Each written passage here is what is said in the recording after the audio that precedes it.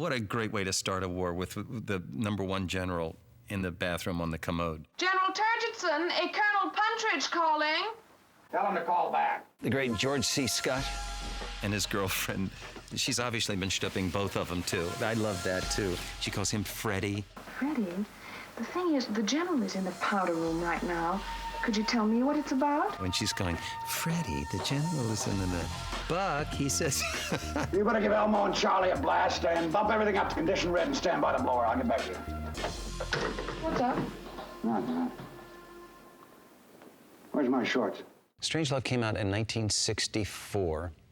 I think I was running for freshman class president at the time. You know how we've always talked about the possibility of something going wrong with the bomb. As a 14-year-old, I was very aware of the fact that it could all end at any moment. It looks like we're in a shooting war. Hell. All the Russians above. Peter Sellers did a great job with playing all three of these roles. As Lionel Mandrake, President Muffley, and of course, Dr. Strangelove. A moment, please, Mr. President. Dr. Strangelove is such an odd character. He's obviously a former Nazi. It's kind of clear to me that every once in a while, Peter Sellers gets permission from Kubrick to just take off. The one that could not have been scripted is when he's talking to Premier Kissoff. And he says, Dmitri, I'm very upset. Well, I know you're upset, but I'm upset. I think I'm as upset as... All right, you're more upset than I... I am as sorry as you are, Dmitri. Don't say that you're more sorry than I am, because I'm capable of being just as sorry as you are. All of the names have vaguely gastronomic sounds to them. The Air Force Base is Burpelson. His name is Turgidson. Turgid. This is genius. President Merkin Muffley. Not many people probably know what a merkin is. A merkin is I guess in Elizabethan England, when they had problems with lice, they would shave the hair off their body. And so they would wear a wig on their head and a merkin in the southern regions. There's a myth in Hollywood that making movies is a collaborative business, and it's so not. It's a dictatorship, with the director being the dictator. Gentlemen, you can't fight in here. This is the war room. The director is the one that makes sure the story of the script is told in a consistent style, with brevity. Can't you stick to the point, General? With directness. Total commitment. With beauty. And with truth. That is precisely the idea, General. That is precisely the idea.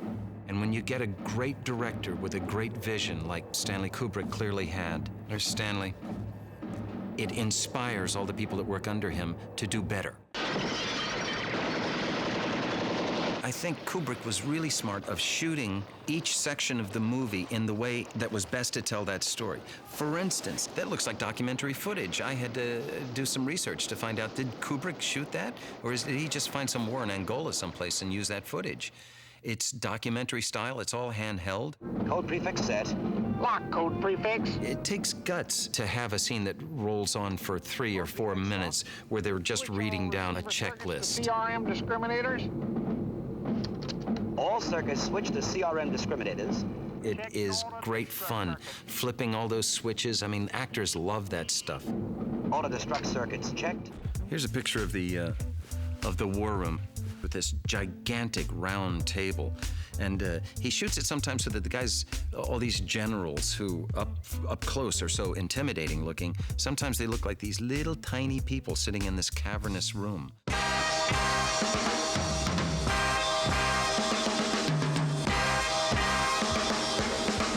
I think MTV was invented by the devil. All I know is that it's ruined us. All these quick cuts all the time. There's no attention anymore. It's just eye candy. Anyone or anything that approaches within 200 yards of the perimeter is to be fired upon.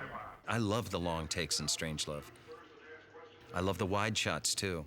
And you see how he would dwell on a shot forever, even a wide shot, and let it play out. Oh, fabulous.